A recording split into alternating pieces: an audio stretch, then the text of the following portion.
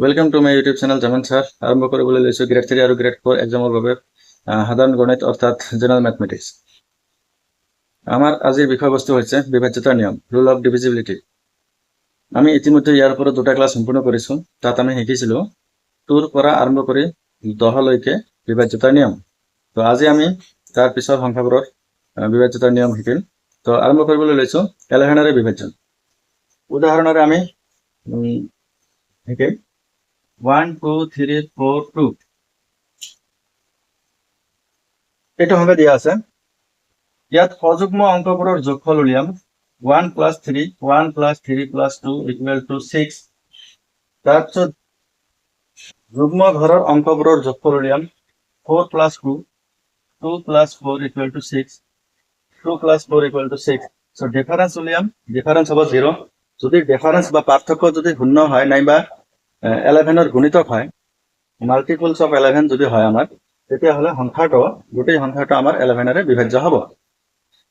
এতিয়া আমি 11ৰে বিভাজ্য আন কিছুমান নিয়ম শিকিম। দ্বিতীয়টো নিয়ম হৈছে ৰিমাইণ্ডাৰ মেথড। এইটোৰ পৰা এইটো মাইনাছ কৰিম, -2 হ'ব। 3ৰ পৰা 2 মাইনাছ কৰিম, 1 হ'ব। 1ৰ পৰা এইটো 0 ধৰক, দুটাকৈ আমি পেয়াৰ সজাইছোঁ, জোৰ বনাইছোঁ। তো 1ৰ পৰা 0 মাইনাছ কৰিলে কি হ'ব? +1 বা 1। সো 1 + 1 2 হ'ল, 2 - 2 = 0 হ'ল। যেহেতু শূন্য হৈছে বা 0 হৈছে, আমাৰ তেতিয়া এইটো সংখ্যা কি হ'ব? 11ৰে বিভাজ্য হ'ব।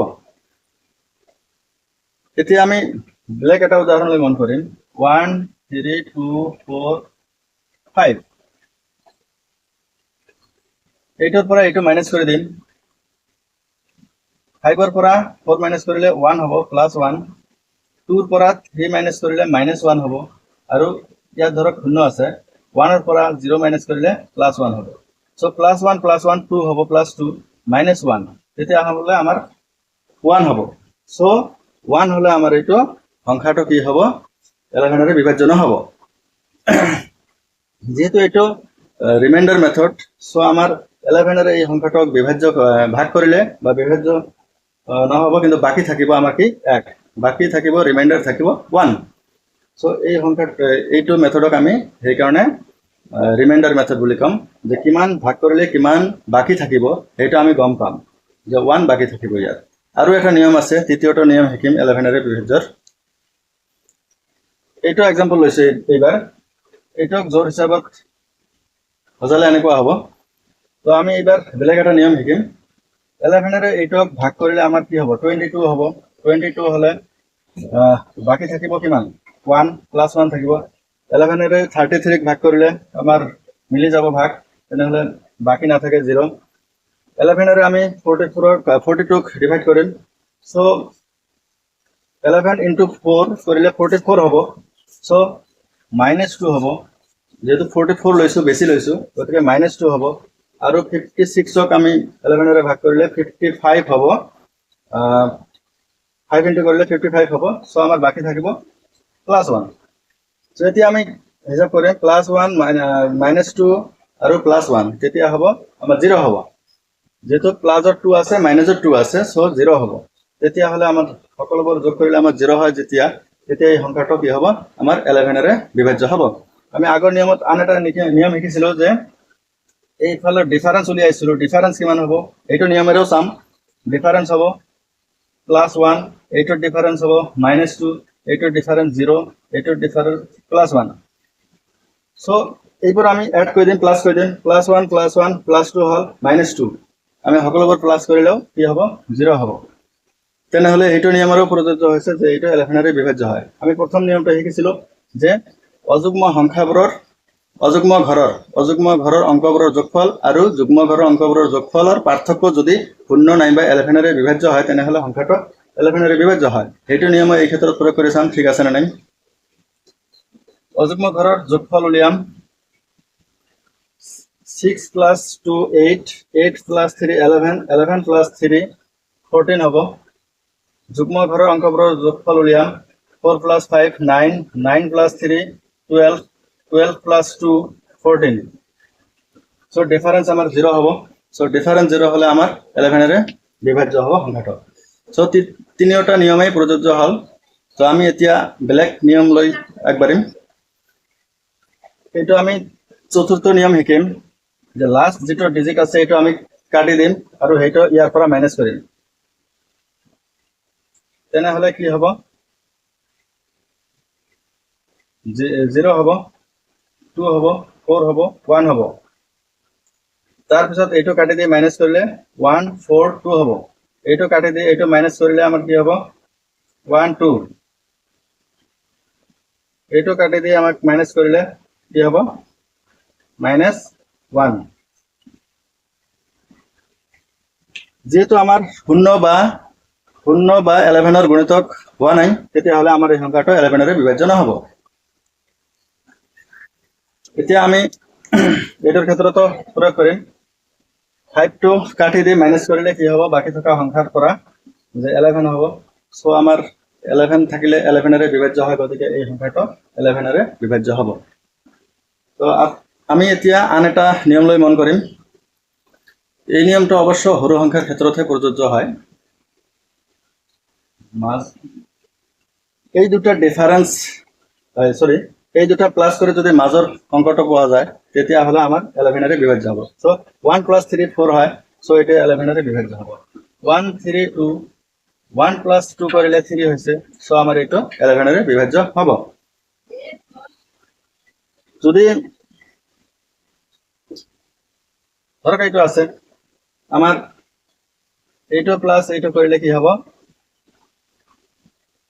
15 হ'ব যেহেতু ডাবল ডিজিট আহিল যদি এনেকুৱা ডাবল ডিজিট আহে তেতিয়া 11 মাইনাস কৰিলে কি হ'ব 4 হ'ব ইয়াত 4 থাকিলেহে এইটো 11 এর বিভাজ্য হলহেতেন ধৰক ইয়াত 4 আছে তেনেহলে কি হ'ব 11 এৰ বিভাজ্য হ'ব এইটো এটাৰ প্লাস কৰিলে আমাৰ কি হ'ব 15 হ'ব 15 - 4 কি হ'ব 11 হ'ব তেতিয়া এই সংখ্যাটো কি হ'ব 11 এর বিভাজ্য হ'ব এতিয়া আমি আন এটা নিয়ম লৈ মন কৰিম স্যার এইটো নিয়ম হল যে আমি তিনিটা কৈ জোড় হিসাবে আমি লিখিম তিনিটা কৈ জোড় হিসাবে লিখতে যিখিনি সংখ্যা হ'ব ধৰক 2 2 2 আৰু ইয়াত 1 1 1 আছে এইটো ডিফারেন্স উলিয়াম ডিফারেন্স উলিয়ালে যদি সংখ্যাটো কি হয় 11 এর বিভাজ্য হয় তাহলে এই সংখ্যাটো 11 এর বিভাজ্য হ'ব এইটো যেহেতু আমি আগত এটা নিয়ম শিকিছিলো এই দুটা প্লাস কৰিলে মাজত হ'ব লাগিব 1 + 1 2 হলেহে এইটো 11 এর বিভাজ্য হ'ব যেহেতু এইটো 11 এর বিভাজ্য নহয় গতিকে গোটেই সংখ্যাটো 11 এর বিভাজ্য নহয় আৰু ইয়াতকৈ ডাঙৰ সংখ্যা এনেকৈ নিয়মত কৰিব পাৰি তিনিটা জোড় হিচাপে ফলে বাকি দুটা প্লাস কৰিম মাজৰটো মাইনাস কৰিম সো এইটো অলপ কঠিন নিয়ম আছে আমাৰ 11 এৰ যিখিনি নিয়ম আগতে শিকোৱা হল সেইখিনি যথেষ্ট ইজি হয় তো কোনটা আটাইতকৈ বেছি ভাল লাগিল আপোনালোকে নিশ্চয় কমেন্ট কৰিব তো এতিয়া আমি শিকিম 12 এৰ নাইবা 12 এৰ কোনবোৰ সংখ্যা বিভাজ্য হয়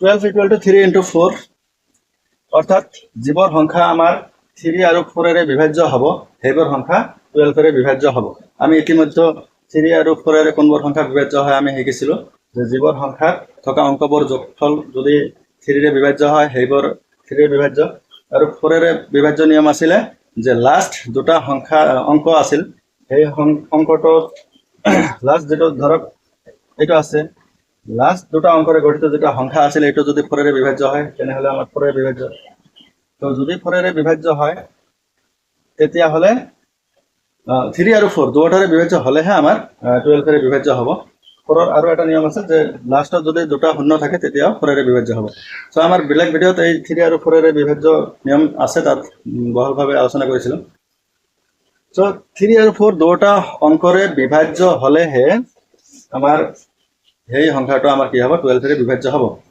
তাৰ পিছত আমাৰ লাস্ট ক্লাস যত আমি 13 এৰ পৰা স্টাৰ্ট কৰিম আৰু এটা ক্লাস হয়তো হ'ব যে প্ৰাইম নাম্বাৰ যিবোৰ সংখ্যা আছে মৌলিক সংখ্যা সেইবোৰে কোনবোৰ সংখ্যাক বিভাজ্য হয় এটা আমি বেলেগ ভিডিওত আলোচনা কৰিম যেহেতু ভিডিওটা যথেষ্ট ডাঙৰ হৈ গ'ল সো 11 এৰ বিভাজ্য খুব এটা গুৰুত্বপূৰ্ণ বিষয় যিকোনো কম্পিটিটিভ এক্সামত বিভাজ্যতাৰ যিখিনি নিয়ম আছে তাৰ ওপৰত অংক প্ৰায় থকা দেখা পোৱা গৈছে সো আপোনালোকে নিশ্চয় ভালকৈ ভিডিওটো ৰিপিট শুনিব আৰু যাতে বিভাজ্যতাৰ যিকোনো অংক আহিলে আপোনালোকে এক্সামত এইটো কৰিব পাৰে তাৰে আশা কৰি আজিৰ ভিডিঅ'টো ইমানেই তো ভাল লাগিলে নিশ্চয় শ্বেয়াৰ আৰু লাইক কৰিব কমেণ্ট কৰিব আৰু ছাবস্ক্ৰাইব অৱশ্যই কৰিব থেংক ইউ ফৰ ৱাচিং